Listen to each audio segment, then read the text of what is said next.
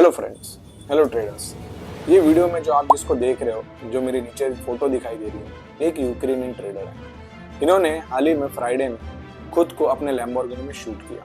क्यों? उसका रीजन ये था कि फ्राइडे को जो क्रिप्टो क्रैश आया, इसमें इनके $30 मिलियन वाइप आउट हो गए, जो लगभग इंडिया के 250 करोड़ रुपए होता है। यस, ये इतनी बड़ी न्यूज होने के बाद, और ये एक ही ट्रेडर नहीं, इनके जैसे 2000 ट्रेडर्स ने जो है सुसाइड किया हुआ है। ठीक है, तो ये सारी न्यूज देखने के बाद जो न्यू ट्रेडर्स हैं वो ये सोचते हैं कि हम इसमें सस्टेन कर पाएंगे, सरवाइव कर पाएंगे। तो यस, आप सरवाइव कर सकते हो। देखो, मार्केट कभी भी ये नहीं देखता कि आप कितने बड़े ट्रेडर्स हो, आपकी नॉलेज कितनी बड़ी है, आपका फंड कितना बड़ा है, आपकी स्ट्रैटेजी कौन सी है। सही चीज होती है वो डिसिप्लिन और रिस्क मैनेजमेंट और मनी मैनेजमेंट। अगर ये सारी चीजें होती तो आज जो लॉस हुआ है वो इतना बड़ा नहीं होता। यस, वहीं पे अगर आप देखोगे तो डोनाल्ड ट्रंप के लड़के ने 90 मिलियन